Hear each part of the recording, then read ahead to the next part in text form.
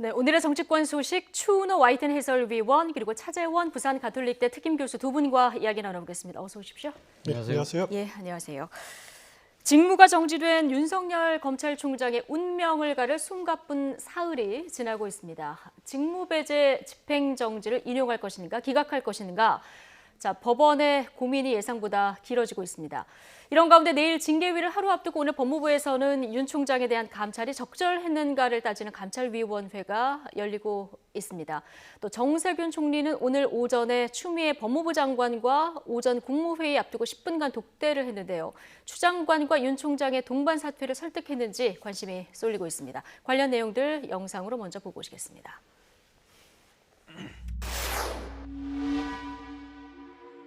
검찰총장이 저의 명을 거역한 것입니다. 장관의 말을 겸허히 들으면 좋게 지나갈 일을 세상 지휘랍시고. 검찰총장은 법무부 장관의 부하가 아닙니다. 흔들리지 말고 임기를 지키면서 소임을 다하라고.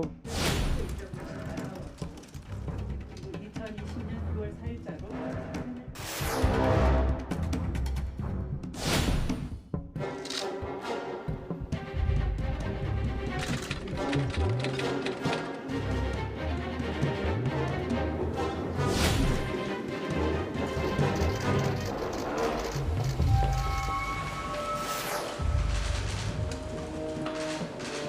소속 부처나 집단의 이익이 아니라 공동체의 이익을 받드는 성공 후사의 자세로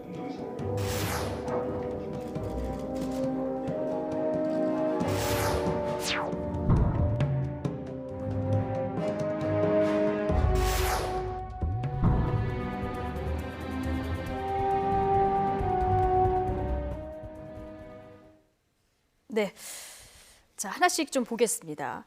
직무배제된 윤 총장 복귀 여부를 결정할 재판이 어제 열렸는데요. 심리가 1시간 10분 만에 종료돼서 결과가 빨리 나오지 않을까 싶었는데 아직 안 나온 이런 상황이거든요. 그렇습니다. 예, 법원 고민이 길어지는 걸로 봐서 어떤 결론을 예상할 수 있을까요? 일단 행정법원에서 서울 직무배제 집행정지 신청, 그러니까 윤석열 총장 측이 제기한 거 가지고 어제 이제 재판이 열렸는데 내일 징계위가 열리지 않습니까? 그렇죠. 만약에 나오려면은 뭐 늦어도 오늘 정도에 나와서 속 시원하게 결과가 나왔으면 하는데 재판부의 고민이 아직까지는 좀 깊어지는 것 같습니다. 재판부가 어떤 결정을 내릴지 뭐 엿본다, 관측한다라는 것은 좀 무의미한 것 같고요.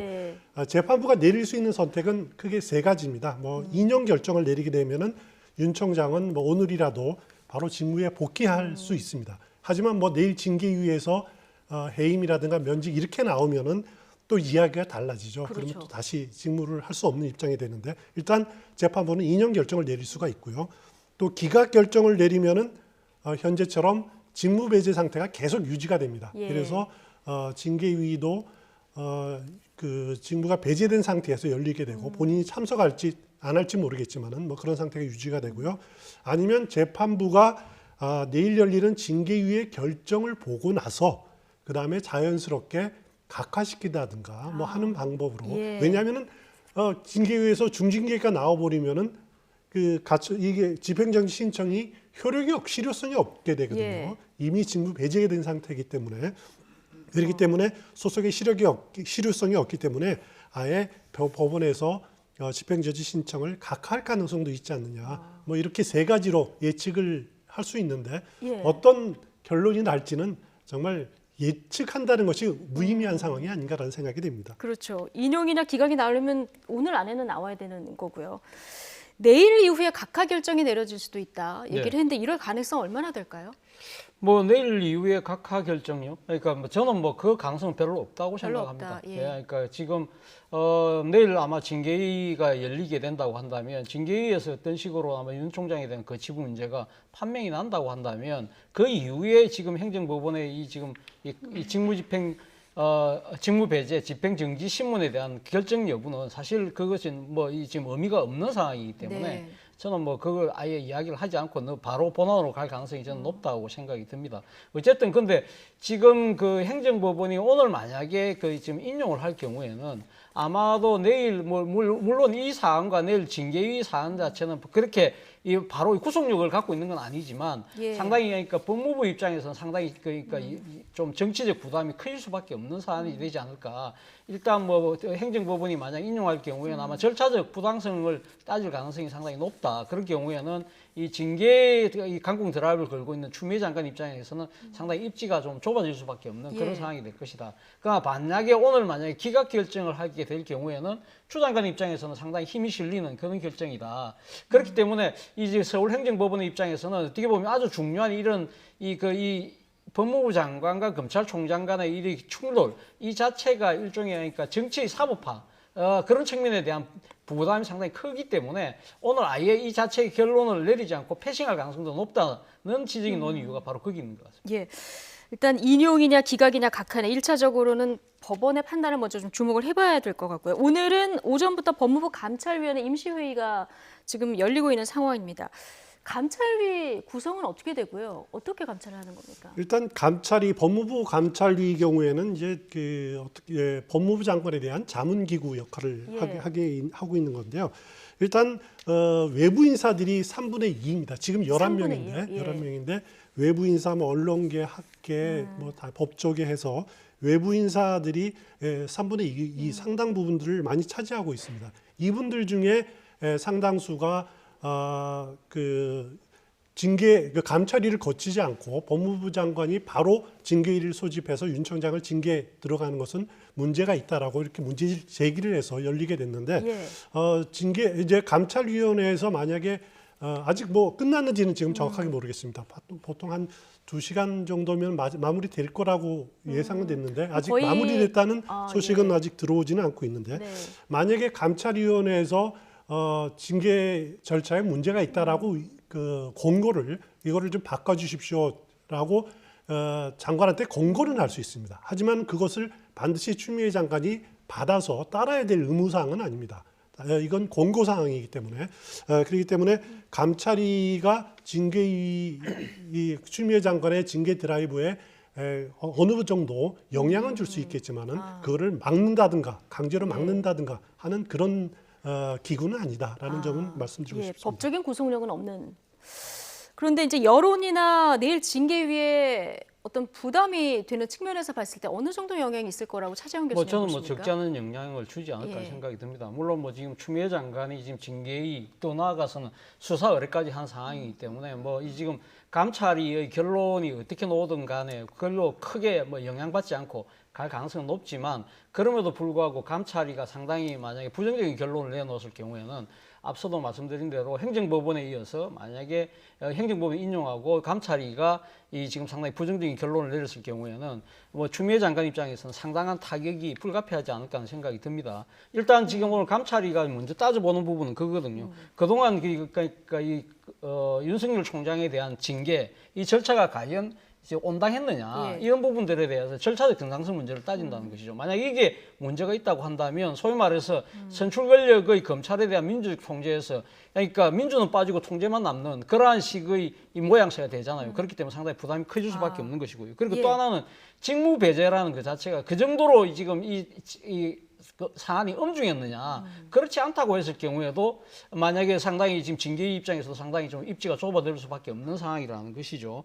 그리고 특히 지금 또 감찰위가 또 문제 삼는 것 중에 하나가 이번 이 징계하는 과정에 있어서 감찰위를 아예 패싱해 버렸다는 겁니다. 예. 원래는 지금 감찰위 규정은 원래 이 의무 규정이었거든요. 그러니까 중요한 감찰에 대해서는 반드시 그러니까 지금 감찰위를 열어 가지고 지금 징계를 하도록 돼 있었는데 이걸 최근에 할수 감찰위원들도 모르게 이 규정을 바꾼 부분에 대해서 아마 문제를 따지게 된다고 한다면 예. 이것도 사실 추미애 장관 입장에서는 공공스러운 상황이 될 수밖에 없는 것이죠. 아까 말씀하신 예. 것처럼 이 지금 이 구속력은 없고 근거적인 이 처분이긴 하지만 적지 않은 후폭풍이 있을 거라는 생각이 듭니다. 예, 법원과 감찰위 판단에 이어서 내일은 이제 징계위가 열리는데요. 앞서 보셨던 그 징계위 구성 그래픽 한번 다시 주시면 징계위원회는 위원장 포함해서 이제 7명으로 구성이 된다고 하는데 그런데 지금 징계위 구성이 조금 힘들어지는 거 아니냐 이런 얘기도 나와요. 이거 왜 그런 겁니까? 일단 징계위는 추미애 법무장관과 법무차관 예. 당연직으로 들어가 있게 되는데요.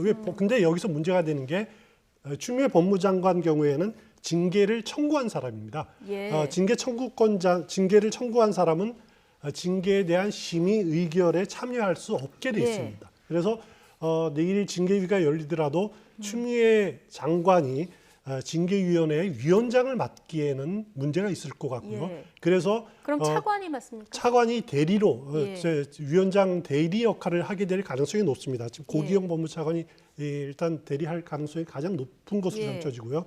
그 다음에 검사 2명, 장관이 지명하는 검사 2명이 징계위원회 위원으로 들어가게 돼 있습니다. 예. 여기에 누가 들어갈지는 뭐 아직 법무부가 밝힌 바는 없습니다만 일반적인 예측으로는 심재철 검찰국장, 이종근 형사부장이 들어가지 않을까라는 예상은 되는데요. 예. 이 두 사람은 또 무슨 문제가 있냐면은 기피 사유가 됩니다. 아, 왜냐하면은 심재철 검찰국장 경우에는 대검 반부패 부장 시절에 예. 판사 감찰 문건에 대해서 그 보고를 받았지 예, 않습니까? 보고를 받고 당사자죠. 평가를 했다. 그리고 예. 법무부 감찰국장으로 와서는 문제를 제기했고 그렇기 때문에 문제가 기피 대상이 될 수도 있고요.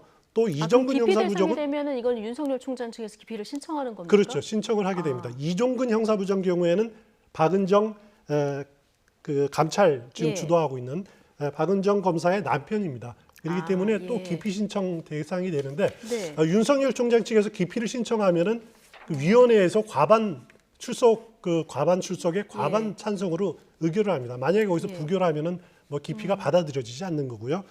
여기에 징계위원회 또 이제 세 명이 더 들어가는데 외부인 3명입니다. 이건 장관이 위촉하는 3명이 되는데 이분들은 임기 3년이기 때문에 이미 위촉이 예. 돼 있는 상황이고요. 그런데 만약에 수가 부족하다. 거기에 대비해서 예비위원이 또 3명이 또 그 예비위원이 있습니다.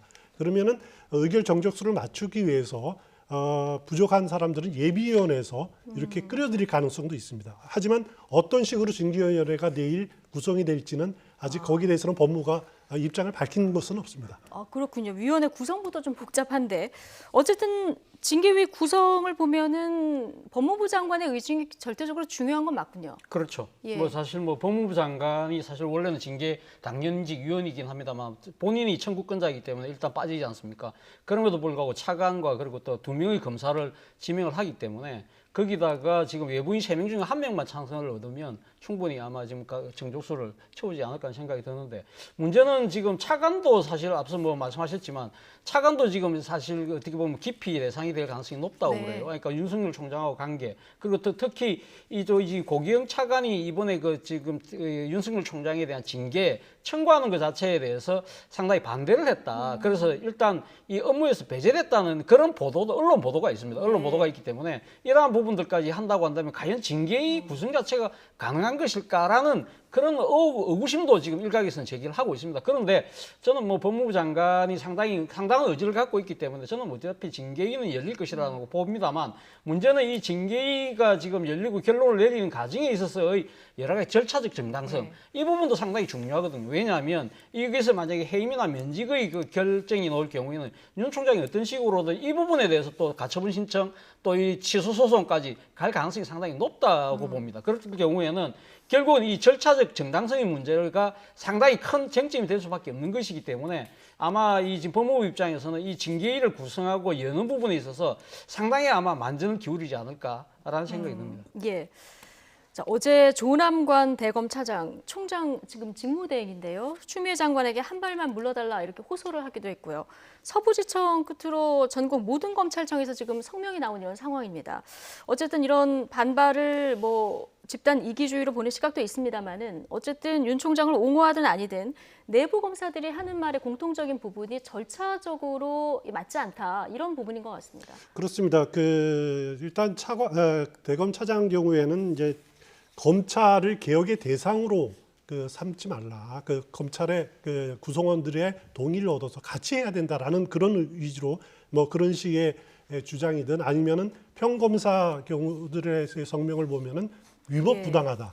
이렇게 위법 부당하다라고까지 스펙트럼이 굉장히 넓습니다. 이게 부당하다라고 이게 잘못됐다라고 주장하는 검사들의 입장을 보면은 그 중에 공통적으로 추려 보면은 절차적인 문제가 좀 있지 않느냐라는 지적들은 검사 아니면 뭐 법학 교수라든가 외부 시민단체들 비슷하게 지적을 많이들 하는 것 같아요. 예. 그러니까 징계위를 이렇게 그 소집을 하고 이렇게 징계를 진행을 하면서 윤 총장에 대한 적절한 조사가 없었다.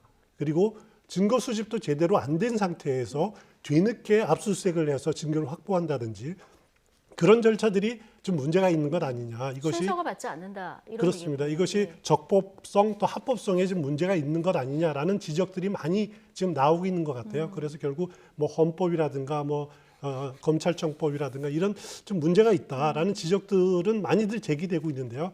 그렇지만은 추미애 장관의 지금까지 그 나온 그 궤적을 보면은 이런데 휘둘리지 않고 그냥 징계위는 예정대로 진행이 되는 그런 분위기입니다. 예. 어쨌든 내일 징계위까지 지금 윤석열 총장 입장에서는 산 넘어 산 정말 그런 상황인데요. 아마 청와대에서도 이 상황을 주의 깊게 지켜보고 있을 것 같습니다. 어제 정세균 국무총리하고 대통령과 그 주례 회동이 있었는데요. 네. 윤석열 검찰총장의 자진 사퇴가 불가피하다 이런 의견을 전달했다 이 얘기가 네. 나왔고요. 이어서 동반 사퇴가 필요하다라는 것이 언급됐다는 분석 기사가 네. 나왔었는데 오늘 아침에 정세균 총리하고 추미애 장관이 독대를 했습니다. 어떤 얘기들이 그만큼 나왔을까요? 뭐이 정세균 국무총리 입장에서는 본인이 그러니까 행정 그 부처를 통괄하고 있는 총리 입장이지 않습니까? 이거보다 지금 더 큰 국정 현안이 없다고 생각을 하는 것 같아요. 그리고 특히 이것이 국민적 갈등의 소재다. 그렇기 때문에 조속히 빨리 이걸 풀어야 되겠다는 예. 그러한 아마 생각을 가졌던 것 같고요. 그렇기 때문에 나름대로의 아마 방안을 대통령님께 제시를 하지 않았나 생각이 있는데요. 일단 뭐 지금 주례회동이 끝나고 난 뒤에 지금 그 언론의 보도는 동반퇴진이라고 나왔지만 일단 동반퇴진보다는 동반퇴진의 모양새이긴 하지만 제가 생각했을 때 약간 그래도 이 순서는 있는 것 같아요. 예를 들면 그러니까 지금 윤석열 총장이 먼저 자진 사퇴 형식으로 먼저 물러나고 그러고 향후 개각 때 이 추미애 장관이 물러나는 그런 식의 수순으로 가는 것이 아닐까 하는 생각이 드는데요. 저는 그러니까 정세균 총리의 입장에서 봤을 때는 상당히 이 상황을 만약에 지금 우리가 쭉 이야기했듯이 법적인 여러 가지 절차들, 징계위 그리고 징계위 끝나고 난 뒤에 또 이 지금 윤석열 총장이 거기 반발해서 또 가처분 신청하고 본안 소송하고 이런 식의 모양새가 되는 것은 최악의 상황이 될 거라는 생각을 예. 갖고 있는 거예요. 왜냐하면 이 경우는 이럴 경우에 만약에 이렇게 넘어가 버리면 현재는 추미애 장관과 윤석열 총장과의 대결이 향후 만약에 해임 결정은 누가 합니까? 마지막에 최종적으로 대통령이 제거를 하거든요. 예. 그러면 지금 대통령과 검찰총장과의 다툼으로 될 가능성이 커진다는 거죠. 이런 모양새는 정권 입장에서 상당히 부담스러울 수밖에 없잖아요. 그렇다고 한다면 이거 어떤 식으로 정치적으로 해법을 빨리 찾자. 그래서 사실은 지금 아마 제가 생각에는 정세균 총리가 대통령에게 틀림없이 일단 어떤 식의 방식이로든 윤석열 총장에게 불신임의 뜻을 보여주시는 게 좋을 것 같다는 건의를 했을 가능성이 높다고 봅니다. 왜냐하면 지난번 국정감사에서 자기가 뭐라고 이야기냐면 적절한 메시지를 통해서 임기를 지키라는 대통령 메시지가 있었기 때문에 임기를 지킨다는 이야기를 했기 때문에 예. 대통령이 어떤 식으로든 불신임의 뜻을 전달한다면 용퇴할 가능성이 높지 않을까. 그리고 지금 사실 이 법적으로 가서 이렇게 쫓겨나는 모양새보다는 나름대로 이 청와대나 이 정권에서 이 지금 출구를 열어줄 때 나가는 것 자체가 오히려 윤석열 총장한테도 모양새가 낫다. 예. 그렇지만 나가면서 윤석열 총장의 입장에서는 정권 권력을 향해서 검찰의 정치인 중립은 좀 지켜달라. 예. 그런 식으로 나가는 모양새가 예. 서로에게 다 좋을 수 있다는 판단했을 가능성이 예. 높다. 문제는 이러한 해법을 윤석열 총장이 받아들일지 안 받아들일지는 또 진짜 이것이 또 청와대 그러니까 정세균 총리 건의였는지 아니었는지는 아직 정확하게 모르고 그렇죠. 이건 많은 사람들 추측이긴 예. 합니다만 네. 저는 그런 식의 해법으로 예. 가지 않을까 하는 생각이 듭니다. 대통령과의 주례 회동에서 나온 발언 분석을 해주셨고요. 오늘 아침에는 이제 국무회의 열리기 전에 정세균 총리와 추미애 장관의 10분간의 독대에 그렇습니다. 관심이 쏠리고 있는 상황이에요. 여기서 동반 사퇴를 추미애 장관에게 설득을 했을지, 만약에 했다면 추미애 장관이 받아들일지 이 부분도 관심인데요. 일단 오늘 국무회의가 예. 열렸습니다. 국무회의가 청와대에서 열리는데 정부 서울청사에서 이렇게 화상으로 진행을 했는데 정세균 총리와 추미애 장관이 서울 정부 청사에서 한 10분 정도 10분 정도. 예, 국무회의 앞서서 진행이 됐는데 이 자리에서 뭐 예측 무슨 이야기가 나왔을지 예상 가능한 시나리오가 크게 두 가지겠죠. 네. 예를 들어서 동반 사퇴를 정말 정 총리가 건의를 대통령께 했으면은 그거를 추미애 장관에게 설득하는 그런 이야기가 있을 수가 있었고요. 예. 아니면은 그게 사실이 아니다라고 하면은 추미애 장관한테 그건 사실이 아닙니다 하고 보도하고 사실이 예, 아닙니다. 예. 내 증인은 그것 둘 중에 아닙니다. 하나. 이게 예. 그 나름대로 해명하는 자리가 됐겠죠. 그 두 가지 중에 뭔지는 정확하게 모르겠습니다. 그 두 분이 언급을 안 하는 상태이기 예. 때문에 그렇지만은 여기서 확실하게 하나 이제 짚어볼 수 있는 거는 사실 그 정세균 총리도 대통령에게 누구누구 국무위원들 누구누구를 물러나게 해주십시오라고 말을 먼저 꺼내기 굉장히 어려웠을 겁니다. 그래서 제가 예상하는 시나리오는 대통령이 먼저 물어보고 봤을 때 대답했던가 아니면은 예. 다른 인사 그러니까 지금 개각 예상이 그 임박했다라는 그 전망들이 많은데 임명 제청을 하면서 이야기도 또 꺼낸 것이 아닌가라는 그런 시나리오가 개각 가능합니다. 논의 과정에서. 그 논의 과정에서 시나리오 가능한데 그건 뭐 뚜껑은 좀 열어봐야 될 것 같습니다. 그러니까요. 이 만남만 전해주고 구체적으로 어떤 발언이 나왔는지까지는 아직 취재가 안 된 부분이 있어서요. 그런데 만약에 네. 추 장관도 자진 사퇴하는 쪽으로 간다고 하면요. 대통령으로서도 사실 이게 부담이 큰 상황입니다. 특히 법무장관 후임을 누가 할 것인가. 네. 이런 부분 굉장히 부담 아니겠습니까? 뭐 저는 뭐 법무부 장관 후임의 문제보다도 지금 당장 예. 발등을 부른 지금 그러니까 윤석열 총장과 추미애 장관의 그 충돌이지 않습니까? 예. 이건 뭐 지금 사상 초유의 사태고요. 이것이 지금 여러 가지 이제 법적 절차가 진행되고 있는 사안 자체가 어떻게 보면 모든 지금 국정의 블랙홀이 되고 있잖아요. 예. 지금 사실 이 문제가 없다고 한다면 더 큰 문제는 지금 이 코로나19 사태의 3차 대유행 이게 따라서 민생이 얼마나 어려워지고 있습니까? 그리고 이걸 어떻게 극복할 것이냐. 여기에 지금 모든 에너지를 집중해도 모자랄 판에 지금 당장 이 장관과 총장의 갈등이라는 이 자체에 모든 것이 매몰되고 있는 상황이라고 한다면 이건 국가적인 큰 소실인 거죠. 그리고 또 국민들도 상당히 불안해하고 있는 사안이라고 한다면 지금 당장 이 문제를 빨리 풀어야 되는 그런 책임이 정권의 입장에서는 분명히 있는 것이죠. 그렇기 때문에 저는 정세균 총리가 어제 그 주례 회동에서 이 문제를 이야기를 했고 그리고 사실 주례 회동이 끝나고 나면 이런 부분들에서 그러니까 대통령과 그 총리 두 분만 만나기 때문에 내용은 전혀 알려지지 않거든요. 그런데 네. 이례적으로 이 동반 퇴진이라는 이야기가 총리실에서 흘러나왔다는 이야기는 어떤 식으로 이 사태를 빨리 매듭짓겠다는 의지를 벌써 지금 예. 이렇게 내비친 것이 아닐까. 그렇다고 한다면 향후 지금 그 법무장관이 그러니까 경질되고 난 뒤에 지금 후임 문제는 일단은 지금은 나중 생각할 문제고. 예. 지금 사안은 아니라는 것이죠. 일단 예. 그 내일 징계위원회에서 만약에 윤 총장에 대한 이제 중징계가 나왔다, 해임이나 뭐 면직, 정직 이런 정도에 나왔다라고 하면은 뭐 윤 총장도 생각할 수 있는 카드가 그 건에 대한 징계에 대한 무효 소송을 행정 소송을 제기할 수 있지 예. 않겠습니까? 검찰이란 조직은 좀 특이합니다. 보통 공무원이 징계를 받으면은 인사혁신처 그 소청 심사를 신청을 할 수 있습니다. 그걸 반드시 거쳐야지 행정 소송으로 가는데 예. 검사의 경우에는 그 집행권자가 대통령이기 때문에 그 소청 심사 절차가 아예 없습니다. 바로 행정 소송으로 가는 방법밖에 없는데 그럴 경우에 윤 총장의 입장에서는 그 징계 무효 소송을 누구를 상대로 하느냐? 집행권자인 대통령을 상대로 제기를 할 수밖에 없거든요. 예. 그럴 그렇게 경우 할까요? 저는 충분히 할 가능성이 높다고 봅니다. 예. 그럴 경우 검찰총장을 지낸 분이 검찰총장이었던 분이 대통령을 상대로 소송을 낸다. 예. 상당히 그 생각하기 싫은 끔찍한 시나리오가 될 수밖에 예. 없는 거죠. 그 전에 정세균 총리 입장에서는 좀 정치적으로 해법을 찾아보자. 그런 의미에서 아마 이야기가 진행이 되고 있는 상황인 것 그렇군요. 같습니다. 정말 여러 가지 경우의 수를 상상해 볼 수 있는 이런 상황인데요. 어쨌든 총리와 그 대통령과 총리의 주례 회동에서 정확히 뭐 어떤 대화가 나왔는지는 저희가 이제 모르는 이런 상황입니다만은 이 총리와의 주례 회동 이후에 열린 수석 보좌관 회의 모두 발언에서 문 대통령 공직자의 태도를 언급했습니다. 이 발언 잠시 듣고 오시죠. 위기를 대하는 공직자들의 마음가짐부터 더욱 가다듬어야 할 때입니다. 기본으로 돌아가야 합니다. 모든 공직자는 오직 국민에게 봉사하며 더 나은 나라를 만들어 나가는 소명을 다해야 할 것입니다. 소속 부처나 집단의 이익이 아니라 공동체의 이익을 받드는 성공후사의 자세로 위기를 넘어 격변의 시대를 개척해 나가야 합니다.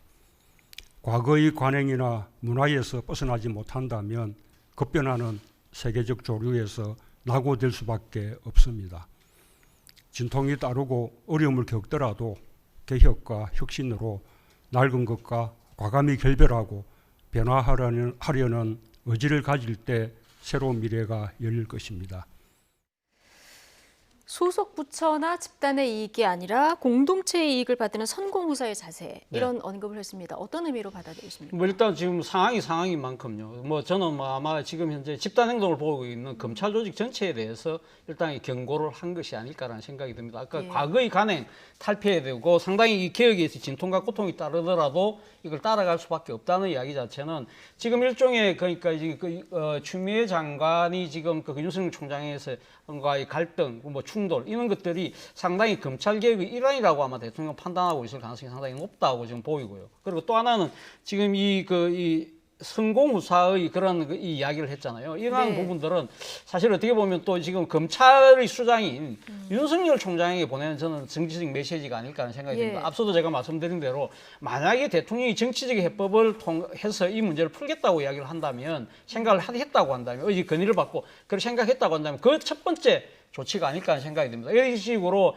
지금은 그러니까 이 조직의 이익보다는 부처나 조직의 이익보다는 이 공공의 이익을 더 우선시하라는 메시지는 결국 윤석열 총장이 지금 정하고 있는 모습에 대해서 일종의 정치적 불신임을 우회적으로 한 것일 수도 있다는 생각도 듭니다. 그런데 과연 지금 윤석열 총장이 그렇게 받아들일 건가 안 받아들일까는 좀 별개의 문제긴 합니다만 이걸 좀 더 분명히 하기 위해서는 청와대가 구속 조치를 만약에 그런 생각이라고 한다면 구속 조치를 또 해야 되겠죠. 그런데 어쨌든 저는 뭐 하여튼 이 사안에 대해서 문재인 대통령이 어제 분명한 하나의 나름대로 선을 그은 것이 아닐까 생각합니다. 나름대로 하나의 선을 그었다.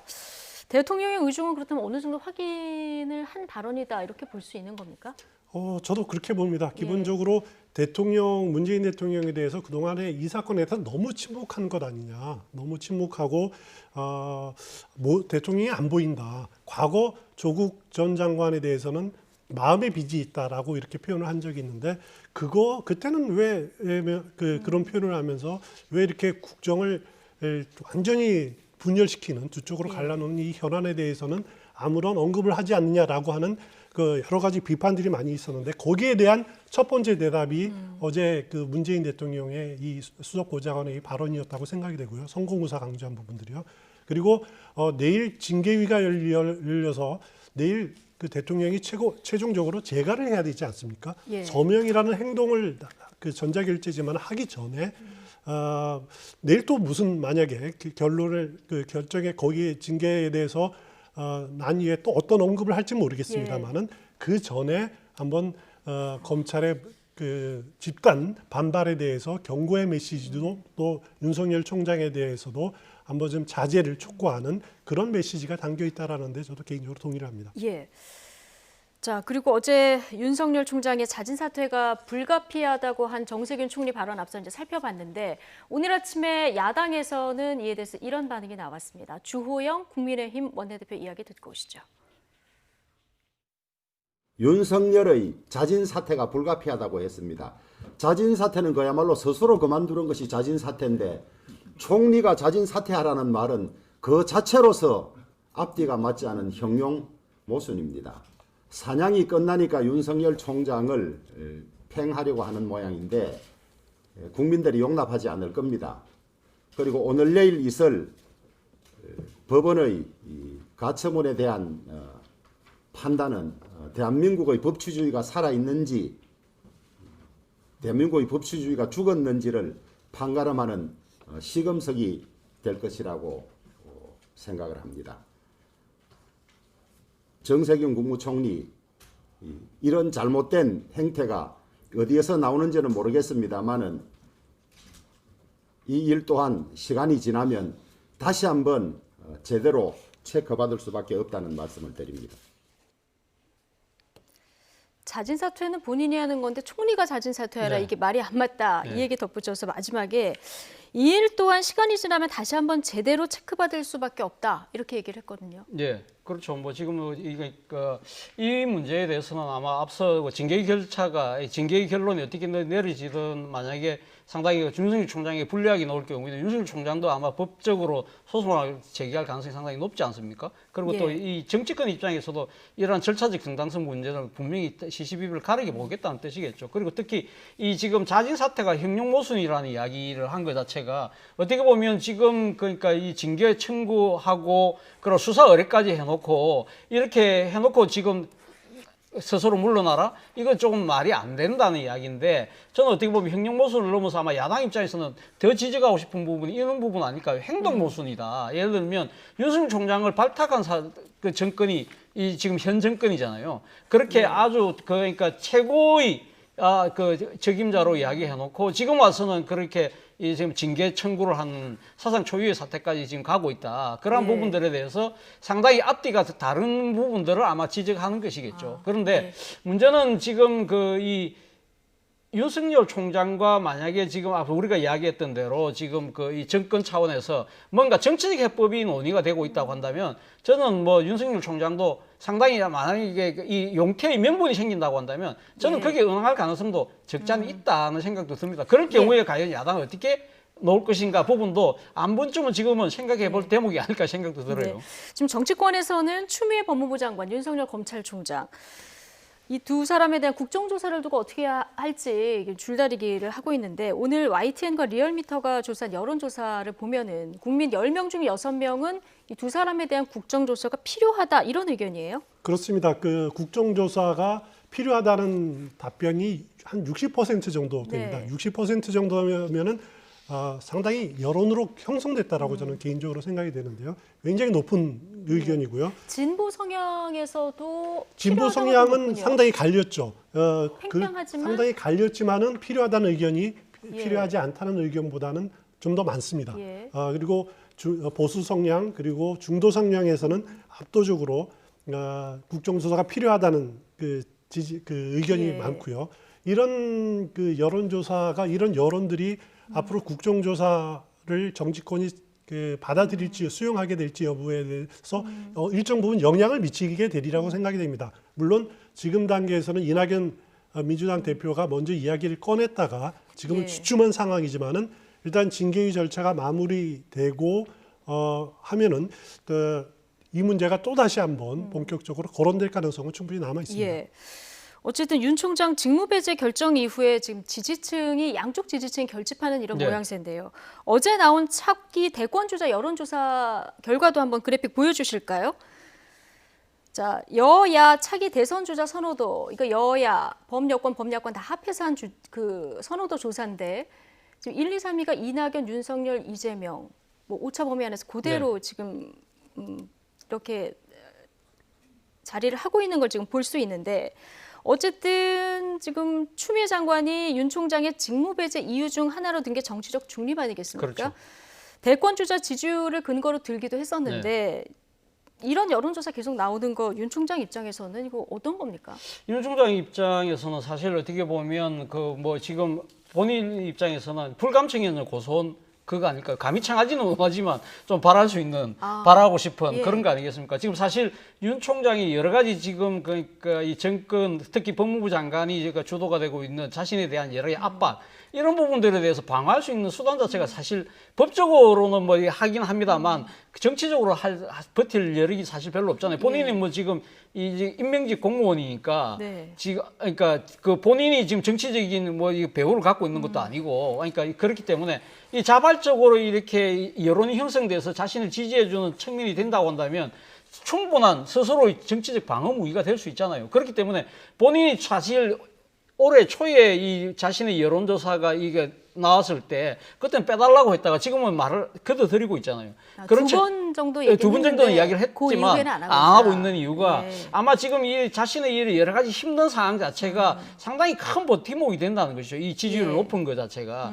근데 제가 생각했을 때는 사실 뭐 윤석열 총장이 지지율이 당연히 높을 수밖에 없는 것이죠. 지금 우리가 처음부터 오늘 지금 이 토론이 이 포로가 시작되면서 계속 윤석열 총장이 끊임없이 이야기하고 있고 지금 몇 주째 이야기하고 있지 않습니까? 그러니까 뉴스의 초점이 될 수밖에 없기 때문에 사람들이 많이 인식할 수밖에 없는 것이고요. 예. 그리고 또 하나는 지금 어떻게 보면 정권의 일종의 맞서는 대항마 이미지가 있기 때문에 그런 부분들이 상당히 야권의 지지층이 몰리면서 그리고 야권이 지금 또 큰 대안이 없다 보니까 그런 기대들이 모이면서 윤석열 총장한테 몰리는데 윤석열 총장 입장에서는 그게 크게 나쁘지 않다고 판단하고 있는 것 같습니다. 예. 지금 추은호 해설위원님, 추미애 장관도 이번 조사에서 여권의 대권 주자 반열에 올라왔습니다. 이게 그렇습니다. 처음 들어온 거라 수치가 뭐 높지는 않지만 그래도 이 갈등 속에 지지층이 좀 결집하고 있다, 호응하고 있다 이렇게 볼 수 있는 부분입니까? 그 추미애 장관에 대한 이제 선호도 한 3% 정도 나왔을 겁니다. 그 추미애 장관을 주목할 수밖에 없는 이유가 저는 개인적으로 추미애 장관이 서울시장 후보군은 아니다라고 생각이 되고요. 예. 대권의 민주당 내 여당 내 대권에 도전할 수 있는 충분한 가능성이 있다라고 개인적으로 생각을 합니다. 왜냐하면은 추미애 장관이 이제 공수처라든가 아니면 공수처법은 솔직히 추미애 장관의 공이라고 하기에는 어렵거든요. 그거는 하고 이해찬 전 대표가 이렇게 드라이브에서 만들어진 법 그 만든 과정에서 이해찬 전 대표의 공이라고 할 수 있고 추미애 장관이 나름대로 이렇게 공으로 내세울 수 있다는 것은 검찰개혁 거기다가 또 윤석열 총장이라는 상징적인 인물을 자신이 극복했다라고 하는 것이 상당히 그 추미애 장관으로서는 내세울 수 있는 카드인 거죠. 그래서 이 검찰 개혁을 카드로 추미애 장관이 대권 민주당 내 여당 내 대권 도전에 나설 가능성도 상당히 있다라고 개인적으로 생각합니다. 그럴 경우 친문 지지층이 겹치는 이낙연 대표와의 표 잡아먹기가 표심 잡아먹기가 상당히 치열하게 전개될 겁니다.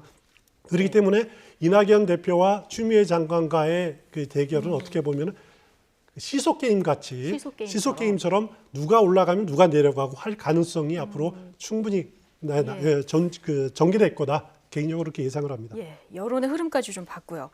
이번 사태 어떻게 보면은 검찰 개혁의 일환으로 좀 시작이 됐고요. 이 검찰 개혁 크게 보면은 국정원, 경찰 다 같이 해서 권력기관 개편하고 이제 맞물려 가야 되는 일 아니겠습니까? 맞습니다. 어제 국회 정보위에서 국정원법 개정안이 여당 단독으로 처리가 됐고요.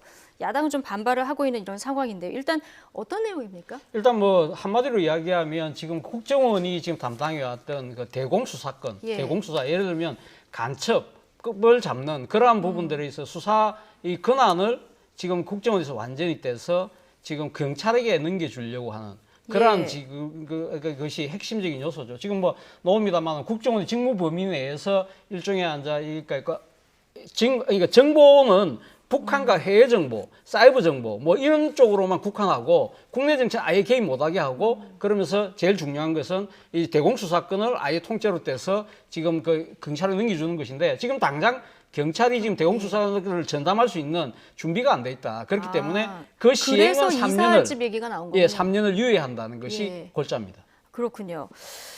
자, 어쨌든 지금 내용을 정리해 주셨지만 대공수사권도 경찰로 그럼 넘어가는 거고요. 그렇습니다. 그리고 개인정보 수집도 이제 국정원에서 없어지면 이제 경찰이 갖고 있는 부분이 있기 때문에 하태경 의원의 50 치안본부로 회귀하는 거다 이런 비판을 어제 했더라고요. 이게 경찰의 숫자도 많은데 너무 권한이 또 비대해지는 거 아니냐 이런 우려의 목소리도 나오는데 어떻게 보십니까? 그런 우려는 굉장히 있습니다. 경찰 당초 문재인 대통령의 공약이었습니다. 물론 그 대공수사권을 없앤다라는 부분들이 그걸 경찰로 이관한다는 그래서 국가수사본부를 만들겠다라고 하는 것이 대통령 공약이었고 그리고 그 공약에 따라서 지금 추진되고 있는 건데 하지만 여기에 경찰의 공룡 경찰이 된다라고 하는 그런 우려들은 해당초 존재했던 부분들이거든요. 그러기 위해서는 권력이 분산돼야 되고 경찰의 권력이 분산돼야 되고 적절한 통제 장치가 마련돼야 된다라고 하는 부분들이 전제가 동시에 수반이 돼야 됩니다. 하지만 그런 정도의 아직 그 경찰정법 개정이 아직 진행이 안 되고 있는 상황에서 국가정보법만 먼저 개정되는 것이 타당하느냐라고 하는 지적들은 저는 합리적이고 타당한 지적이다 개인적으로 그렇게 생각이 됩니다. 경찰청법 개정안까지 좀 같이 맞물려서 논의가 돼야 된다 이런 말씀이시군요. 알겠습니다. 오늘 두 분 말씀을 여기까지 듣겠습니다. 추은호 와이튼 해설위원 그리고 차재원 부산 가톨릭대 특임교수 오늘은 두 분과 함께했습니다. 고맙습니다.